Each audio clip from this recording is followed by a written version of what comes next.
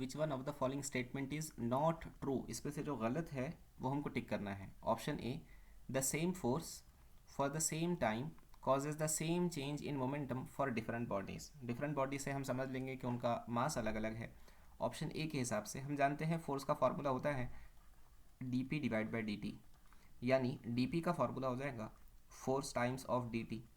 अगर यहाँ दो अलग अलग ऑब्जेक्ट हैं जिन पर लगने वाला फोर्स सेम है और दोनों का टाइम भी सेम है, इसलिए फोर्स और टाइम का प्रोडक्ट भी सेम होगा। इसलिए हम कह सकते हैं जितना मोमेंटम पहले ऑब्जेक्ट का चेंज होगा उतना ही मोमेंटम दूसरे ऑब्जेक्ट का भी चेंज होगा, चाहे उन दोनों का मास कैसा भी हो। इस वजह से ऑप्शन ए जो है वो सही इन्फॉर्मेशन दे रहा है, इसको हम टिक नहीं करेंगे। ऑप्शन बी की तरफ आते हैं। ऑप्शन बी क्या कह रहा है? The rate of change of momentum of a body is directly proportional to the applied force and takes place in the direction of the force applied. Option B के अंदर उसने कहा कि rate of change of momentum is directly proportional to force होता है। यही तो force का फॉर्मूला है कि force is proportional to rate of change of linear momentum and the direction of force is same as direction of change in momentum. यही बात यहाँ इन टर्म्स ऑफ मोमेंटम कही गई है। ये स्टेटमेंट भी पूरी तरीके से सही है।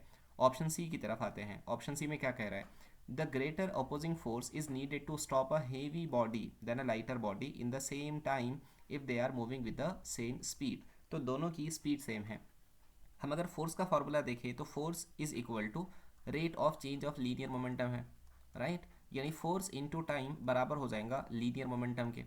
अब देखिए फोर्स की वैल्यू ज़्यादा कब होंगी, क्योंकि टाइम तो साहब दोनों के लिए सेम है। उसने कहा है कि दोनों का स्पीड भी सेम है और टाइम भी सेम है, यानी जिसका स्पीड सेम टाइम सेम वहाँ मास डायरेक्टली प्रोपोर्शनल टू मोमेंटम के हो जाएगा, यानी फोर्स ज़्यादा हो जाएंगी क्योंकि मोमेंटम और फोर्स डायरेक्टली प्रोपोर्शनल है ना, इसलिए फोर्स प्रोपोर्शनल हो जाएगी मास के। यानी जब मास की वैल्यू ज़्यादा होंगी तो रिक्वायर्ड फोर्स का वैल्यू भी ज़्यादा होगा। जैसे ऑप्शन सी में कहा गया कि greater opposing force is needed to stop a heavy body. Conditions है टाइम सेम होना चाहिए और स्पीड सेम होना चाहिए, ये भी सही है। Option D, the greater the change in momentum in a given time lesser is the force. तो उसने कहा है कि चेंज इन मोमेंटम की वैल्यू ज़्यादा होंगी तो फोर्स की वैल्यू कम होगी। ये गलत स्टेटमेंट है। सो ऑप्शन डी को हम टिक करके आएंगे कि option D is not true.